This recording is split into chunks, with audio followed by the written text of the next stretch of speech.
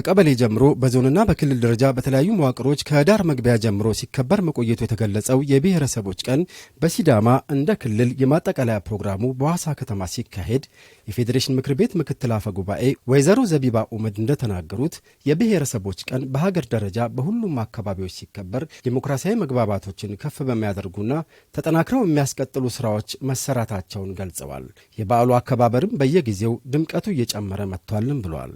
በሁሉም ክልል በሚባል ደረጃ ዲሞክራሲያዊ መግባባትን ከፍ በሚያደርጉ መርሃ ግብሮች እየተከበረ መጥቷል። የህዝብ ለህዝብ ግንኙነት ስራዎችም እየተሰሩ መጥቷል። የሲዳማ ክልልም በተመሳሳይ የህዝብ ለህዝብ ግንኙነቱ በተለይ ከኦሮሚያ ክልል ጋር በጋራ በመሆን የህዝብ ለህዝብ መድረክ አዘጋጅተዋል። ዛሬ እኔ የተገኘሁበት የማጠቃለያው መድረክ ነው።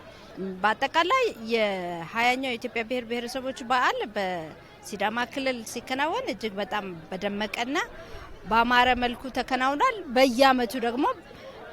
በየአመቱ ደረጃውን እየጨመረ በጣም ከፍ እያለ እያማረ የሄደ በተለይም ደግሞ የህዝብ ለህዝብ ግንኙነቶችን ከማጽናት አንጻር ሰፊ ስራ እየተሰራበት የመጣ ነው። የዘንድሮ ደግሞ እጅግ በጣም የተለየ ሆኖ አግኝቼዋለሁ። በሀገራችን አንዳንድ አካባቢዎች የሚፈጠሩ ግጭቶችን በሰላማዊ መንገድ መፍታት የሚቻልባቸው ቱባ ስርዓቶች መካከል የሲዳማው አፊኒ ስርዓት አንዱ ነው ያሉት ምክትል አፈ ጉባኤዋ የዲሞክራሲያዊ መግባባት መገለጫ በመሆኑ ተጠናክሮ መቀጠልና ልንጠብቀው የሚገባው እሴት ነው ሲሉ ተናግረዋል። ሰዎች አብረን በምንኖርበት ጊዜ የሚፈጠሩ አለመግባባቶችን በውይይት መፍታት ነው። ዲሞክራሲያዊ መግባባት በመነጋገር መፍታት ነው። አፊኒ ደግሞ ዋናው ይሄ ነው። እንዲሁም በተለያዩ ብሔር ብሔረሰቦች ይሄ ባህል አለ። ሽምግልና ባህላችን፣ እርስ በርስ የመነጋገር የመወያየት ባህሎቻችን በሰፊው አሉ።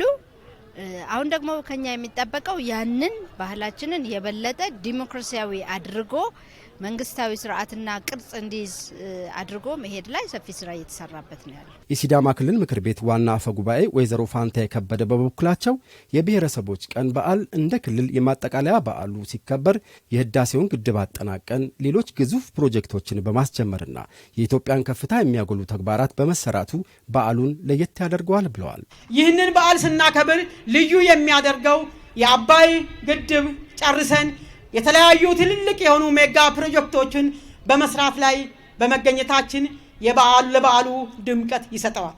ይህን በዓል ስናከብር የኢትዮጵያ ከፍታ የታወቀበት እንደ ክልላችን እሴቶቻችንና ሀብቶቻችን ሰላም ናቸው። ሰላም ከሌለ መስራት አይቻልም። ሰላም ከሌለ ቱሪስት እንዲመጣ ማሰብ አይቻልም። ሰላም ከሌለ ኢንቨስተሮች የሚመጡበት ሁኔታ ማስተካከል አይቻልም። ስለዚህ የህዝባችንን ጥያቄ ለማሟላት የሥራ ዕድል ፈጠራዎቻችን የተበራከቱበት ጊዜ ውስጥ ሆነን ማክበራችን ልዩ ያደርገዋል። በህብረተሰቡ መካከል የእርስ በርስ ጠንካራ ትስስር የሚፈጥርና የሁሉም ብሔረሰቦች መብት የተከበረበት ቀን በመሆኑ ደስታችን ወደር የለውም ያሉት ደግሞ ያነጋገርናቸው የበዓሉ ተሳታፊዎች ናቸው። እንደሚታወቀው ከተማችን ብዙ ብሔር ብሔረሰብ ያለበት ነው። ሁሉም ብሔሮች በጋራ ይሄ ሐዋሳ ከተማ በመቻቻል በአብሮነት ሁሉም እኩል የሆነች ሰላማዊ ከተማ ነች።